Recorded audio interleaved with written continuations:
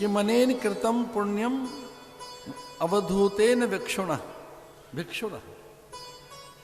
ये सामान्य कोई व्यक्ति तो नहीं है, ये वेश बदल कर आए सनकादिक में कोई ये ऐसा नहीं है, ये स्वयं महादेव भी नहीं है, ये चतुरानंद ब्रह्मा नहीं है, ये महर्षि नारद है नहीं, ये कोई सिद्ध नहीं है, ये यक्ष गंधर्व तो है नहीं, उतना साहस नहीं हो सकता उनका आसन पर बैठने का। महादेव भी इस आसन पर तो नहीं बैठेंगे, ब्रह्मा भी साहस नहीं जुटा सकते इस आसन पर बैठने का।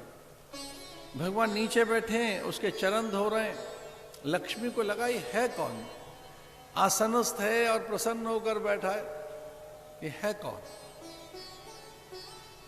लक्ष्मी जी को विचार आया है कि ये कोई वीतराग होगा, फिर ये सामान्य पुरुष नहीं है। लक्ष्मी जी ने आंखें बंद करके देखा तो धर्म के दर्शन हुए, एक ब्रह्मज्ञानी को देखा, आप्त काम पूर्ण काम निष्काम एक सत्पुरुष के दर्शन हुए।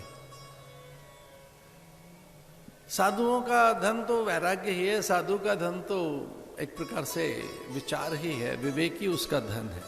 साधु का धन और क्या है, धर्म ही उसका धन है, वैराग्य ही उसका धन है। तो वैराग्य के दर्शन हुए। लक्ष्मी जी ने पहली बार वैराग्य को देखा, एक तटस्थ देखा, निरपेक्ष, एक आप्त काम।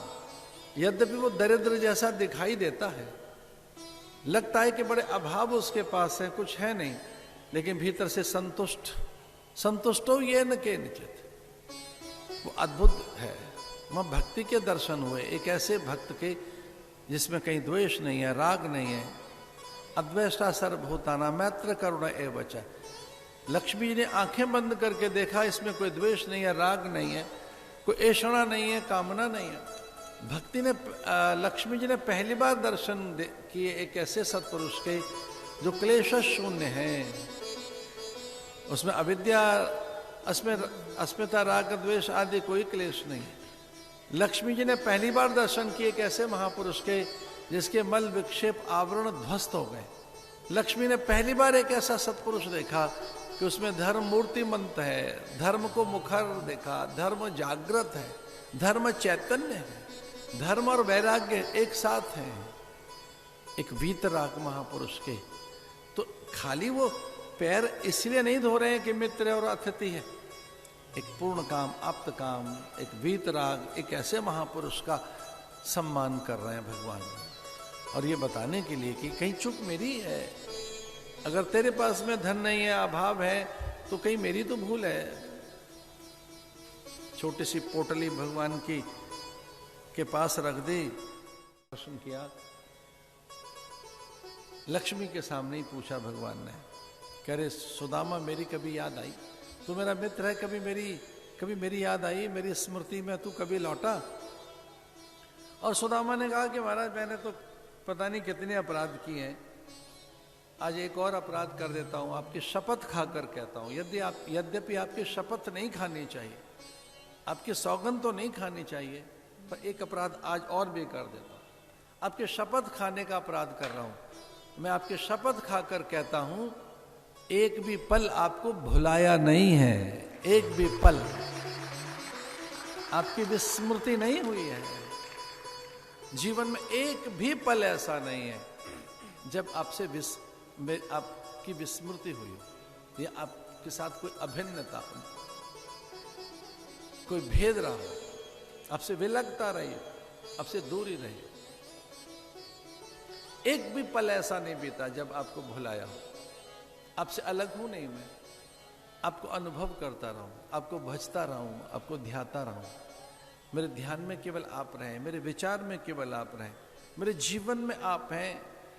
जो मेरी एक एक श्वास प्रश्वास है उसमें आप रहते हैं, मेरे पूरे चिंतन में आप रहते हैं, मेरे पूरे आसपास में कोई और रहता नहीं। हे माधव, मेरे पूरे जीवन में आप रहते हैं। भगवान को लगा जो हर पल मुझे याद करता रहा हो और मैं उसे कुछ दे नहीं पाया। पोटली खोलकर एक मुट्ठी तंदुल और वो ऐसे ही चबाने लगे। तो पुराणों में आता है, बड़ी रसीली कथा है कि भगवान ने जैसे मानो एक लोक का राज्य दे दिया हो, और दूसरा मुट्ठी तंदुल जब भगवान चबाने लगे तो जैसे मानो उन्होंने सब कुछ सौंप दिया हो, और जैसे ही भगवान एक और मुष्टिक तंदुल के वो लेके चबाना ही चाहते थे कि रुक्मिणी ने हाथ पकड़ लिया, रोक लिया, धीरे से कान में ये कहकर कि पार्वती की तरह से हमको शमशान में रहने की आदत नहीं, सब हमारा सौंप देंगे, हमारा सब कुछ दे दोगे। आपने सब सौंप दिया ऐसे। भगवान ने अपना संपूर्ण वैभव। वैसे एक बात और भी है, जैसे पिता की संपत्ति पर संतानों का स्वाभाविक अधिकार है, वैसे ही भगवान की हर वस्तु पर भक्त का अधिकार है।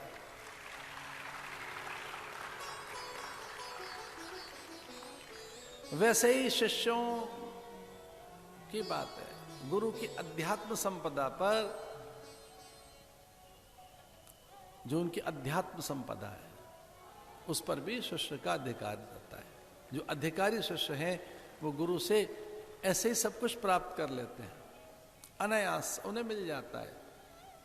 उसमें कृपा तो मूल है ही, उनकी अनुग्रह तो मूल है ही, बिना अनुग्रह के तो प्राप्त होगा नहीं। और इससे बड़ा क्या अनुग्रह हुआ कि हम मनुष्य हैं, देवानुग्रह हेतुकम। भगवान का ये अनुग्रह ही है कि हम मनुष्य हैं। इसमें माता पिता का संयोग जैसा दिखता है, हमारे पुण्य दिखते हैं, सत्कर्म दिख रहे हैं। दुर्लभो मानुषो देहो देही नाम क्षण भंगुरा, लगता तो है कि बड़ा दुर्लभ है मनुष्य और हम माता पिता के सत्संकल्प की उपज या उनका उत्पाद दिखाई दे रहे हैं, पर इसका मूल अनुग्रह ही है। भगवत पाद विवेक चूड़ामणि के माध्यम से भगवान भाष्यकार कहते हैं कुछ और नहीं है, देवानुग्रह हेतुकम। भगवान के अनुग्रह से मनुष्य हैं, उसी के अनुग्रह से हम मुमुक्षु हैं। अगर मुमुक्षु भी हैं तो उन्हीं का अनुग्रह है, और अगर हमें महापुरुषों का संग मिल गया है तो उन्हीं का ये अनुग्रह है, परम अनुग्रह। अनुग्रह से संत मिलेंगे, बिना अनुग्रह के नहीं मिलेंगे, बिना अनुग्रह के महापुरुषों की संगति नहीं मिलेगी। और ये अनुग्रह मान रहे हैं, उनके चरणों में शीश झुकाए बैठे हैं, पग पखार रहे हैं। भगवान ने अपनी पीतांबर से उसके पैर पोंछ दिए,